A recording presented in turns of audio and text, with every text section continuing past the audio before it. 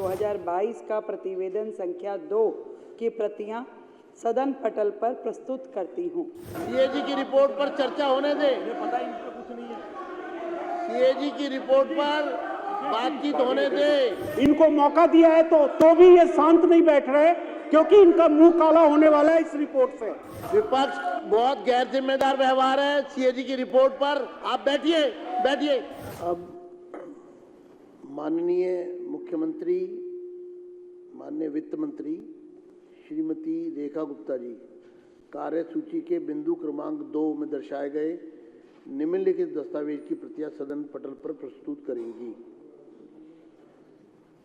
अध्यक्ष महोदय, मैं आपकी अनुमति से 31 मार्च 2021 को समाप्त हुए वर्ष के लिए राष्ट्रीय राजधानी क्षेत्र दिल्ली सरकार से संबंधित भारत के नियंत्रक एवं महालेखा परीक्षक के दिल्ली में वाहन वायु प्रदूषण रोकथाम और शमन पर निष्पादन लेखा परीक्षा प्रतिवेदन वर्ष 2022 का प्रतिवेदन संख्या 2 की प्रतियां सदन पटल पर प्रस्तुत करती हूं।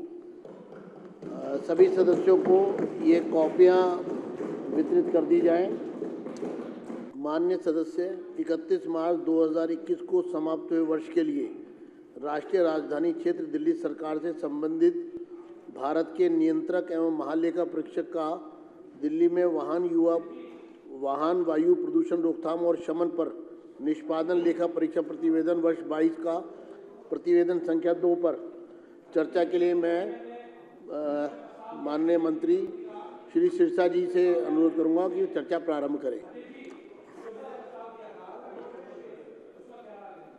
वो एलओबी देखो, एलओबी में देखो। हाँ, एलओबी में चर्चा, विपक्ष चर्चा से ना भागे, सीएजी की रिपोर्ट पर चर्चा करे। और चर्चा से भागने का अर्थ है कि सीएजी की रिपोर्ट पर चर्चा से मत भागिए। करिए। अध्यक्ष जी, मैं आपका धन्यवाद करता हूं। एक के बाद एक कैग रिपोर्ट जैसे सामने आ रही है, चर्चा से ना भागे। ये तय मैं चेतावनी दे रहा हूं, मुझे कार्यवाही के लिए मजबूर ना करें। बैठ जाइए, प्रदूषण का जो मसला आएगा, चर्चा से ना भागिए। मैं माननीय विपक्ष सदस्यों से कहूंगा कि सीएजी को पर चर्चा होने दें। अभी रिपोर्ट, अध्यक्ष जी इन्होंने बाहर ही जाना, इनको जाना तो ये बाहर है। वेहिकुलर एयर पॉल्यूशन सीएजी की रिपोर्ट पर चर्चा होने दें। पता इनको कुछ नहीं है। सीएजी की रिपोर्ट पर बातचीत होने दें। आप बैठिए। अभय वर्मा जी। अध्यक्ष जी, आज एक मंत्री जी बैठिए। मंत्री जी, अभय जी आप ही बैठिए। अभय जी 2 मिनट।